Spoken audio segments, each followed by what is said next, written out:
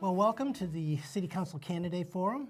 Glad to have you here. Why don't we start with a self-introduction, Okay. the ward you want to represent, and a little bit about yourself. Sure. My name is Kris Schultz.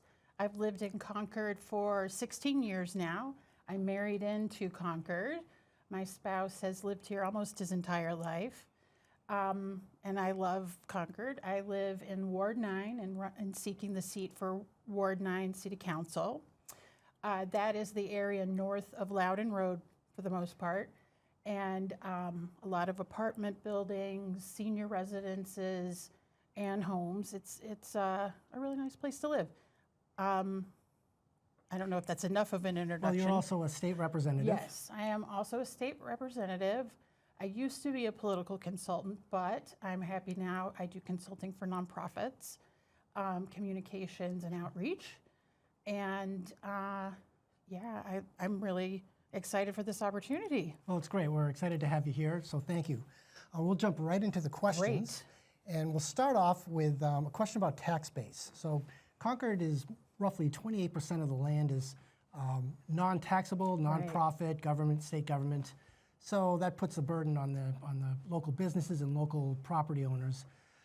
Do you think this is an issue? And if so, what are some of your ideas in order to help lower the burden on the property taxpayer and expand the tax base? Yes, it is the number one issue that I hear about as a state rep, and certainly in any context, talking about how we pay for government. And I think that it is a struggle for too many, especially small businesses, and pretty much whether it's through your rent or as a homeowner, it is can be crippling for some people right now as inflation and whatnot has made it harder. So it might surprise people, but I have voted against regressive taxes as a state rep, including I voted against the gas tax because it hits harder if you're a lower income person.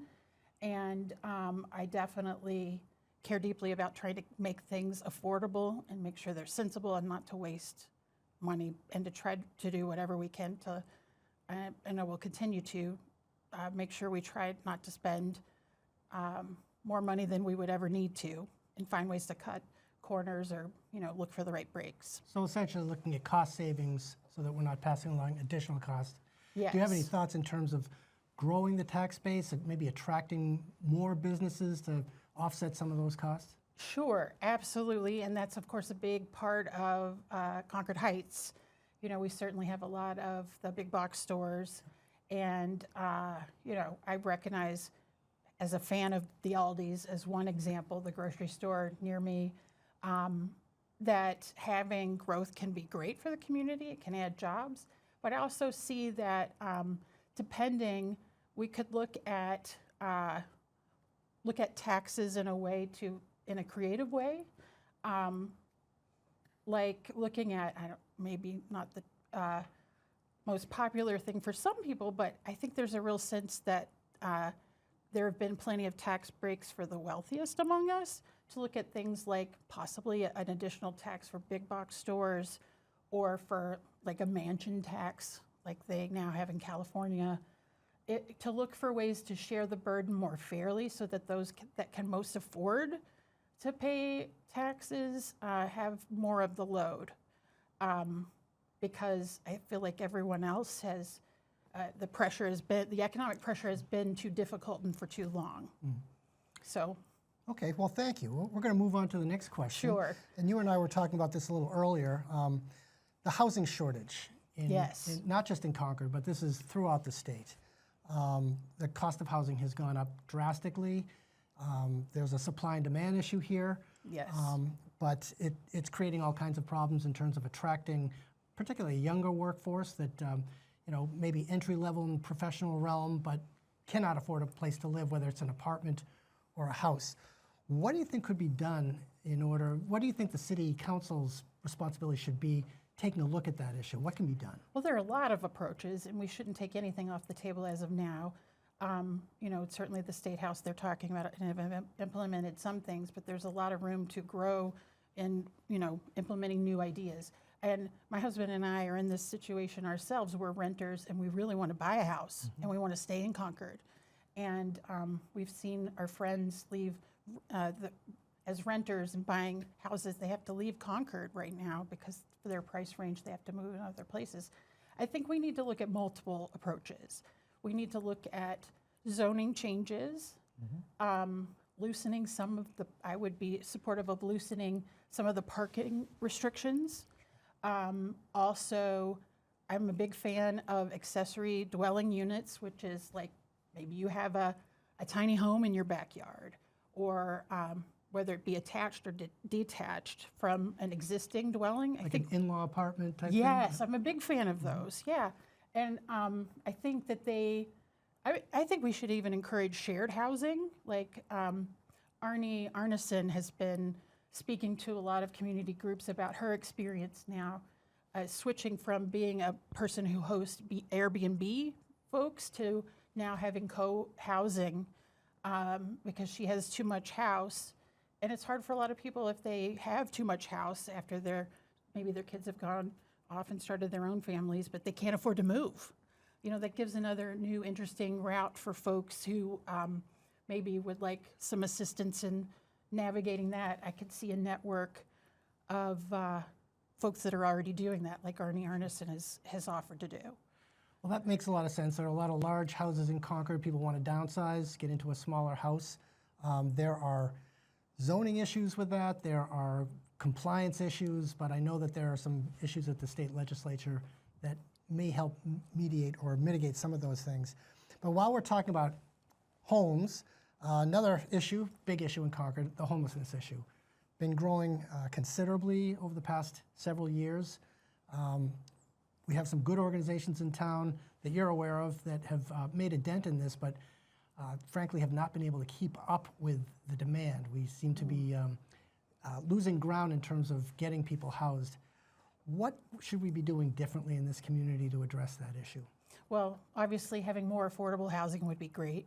I mean, part of the problem is likely that we have a long waiting list for affordable housing. That's probably more of a state issue, I would assume, but the city has a role too.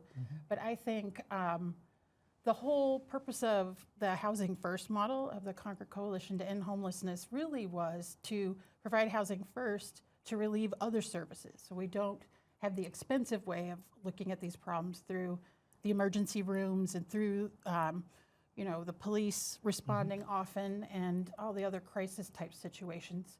That was the purpose of it. I will admit that I need to learn more of how it exists now, having been involved really early in that process. But obviously, everyone deserves a safe neighborhood and a safe business community and downtown and everywhere. I think that we should really look at making sure that we're doing that in the right way too. And I will admit that I have some things to learn and what the current problems are. Sure. Okay, well, thank you for that.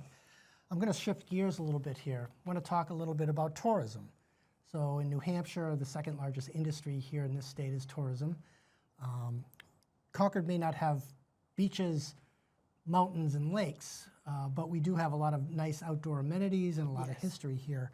So do you think, we're not doing a very good job promoting Concord as a visitor destination. I'll just say that. And as the head of the Chamber of Commerce, some of that's on us. We need the resources to get that type of work done. But do you agree that we should be going after more tourism dollars? And if so, is there a role that the city should be playing in that? Absolutely. I think this is a great thing. I'm disappointed to hear that efforts in recent years, I don't remember, maybe in the last 10 years, to make the State House more accessible to tourism on weekends did not work out. I don't know the situation of that. Maybe the city needed to be a stronger partner. I don't know. I can speak a little bit to that because we were involved, but essentially there's a cost associated with it. We did get the State House open on selected weekends, but we had to raise money from the private sector in order to bring in additional security, pay for the visitor center staff, and pay for additional cleanup. And so to open that State House on a Saturday, it runs about $1,400. So it's not cheap. Interesting. Well, I do think we've lost some interest. I mean, I've had family visit because I'm not from here originally, and when my family is visited on weekends, I could not, give them a tour. And I think we've got great restaurants. Downtown looks great. The plans in the Heights, especially around the mall, are great. I think the Discovery Center is amazing. I think absolutely, and I don't know if we need a dedicated person. Maybe through a private and public partnership, we could have a designated tourism czar, I think, as someone has suggested. I think that's a great idea. Okay. Well, I'd support that. thank you. We've looked at creating a destination marketing organization, maybe make it part of the chamber, but to do that right requires some resources. So that's always a challenge. That's always what it comes down to. That's great. So one final question that we have prepared here, I want to talk about Interstate 93. Kind of a resource for the community, tens of thousands of cars going up and down, and traffic jams on the weekends, Friday afternoon and Sunday afternoon going south. So, but that presents an opportunity to showcase the city. What could we be doing differently from I-93? And I'll give you my opinion. Sure. The image of Concord from Interstate 93 is not flattering, okay? That's, if you look over, you see the backside of buildings, and you may see the State House, which is the shining star of downtown, but not a heck of a lot else. If you get people off the highway, they say, what a gem. But we don't have that image from the highway. Right. What could we be doing differently?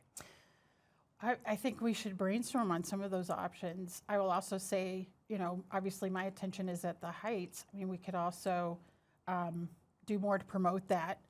Sure. Some creative ways. I think most of us are not fans of like lots of advertising along the highways, but if we did it in an attractive and creative way, like, I don't know if you know what the old-fashioned Burma shave signs are. Yeah.